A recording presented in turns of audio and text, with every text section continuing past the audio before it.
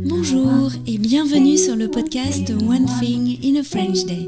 Aujourd'hui, lundi 18 novembre 2024, cet épisode, le numéro 2439, s'intitule Chips personnels, le retour. J'espère que vous allez bien et que vous êtes de bonne humeur. Je m'appelle Laetitia, je suis française, j'habite près de Paris et je vous raconte au travers de ce podcast un petit bout de ma journée. Vous pouvez vous abonner pour recevoir le transcript, le texte du podcast qui est envoyé par email à chaque fois qu'un épisode est mis en ligne. Il y a de nombreux avantages à recevoir le texte exact. Je vous invite à découvrir lesquels, ainsi que la version du transcript qui vous conviendrait le mieux sur onethinginafrenchday.com.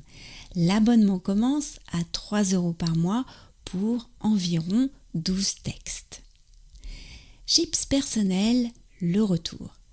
Regarde ce que j'ai trouvé, m'a dit Sylvie en souriant.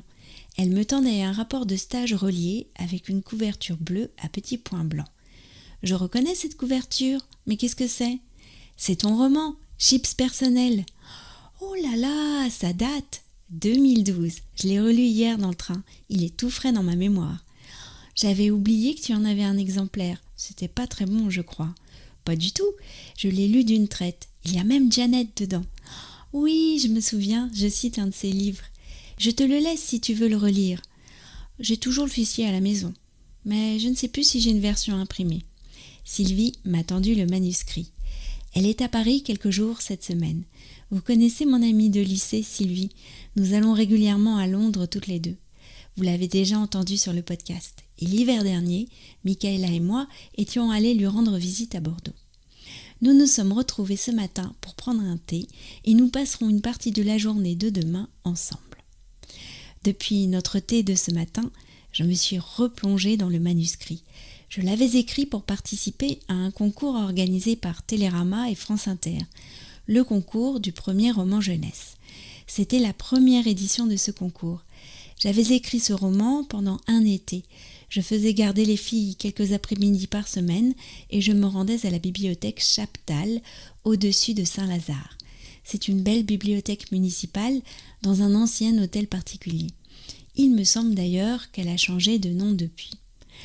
Comme Eulabis dans son livre, j'avais investi dans l'écriture de ce roman en faisant garder les filles. Et je me souviens que j'avais adoré toute cette période de travail intense. Mon manuscrit n'a malheureusement pas passé la première sélection.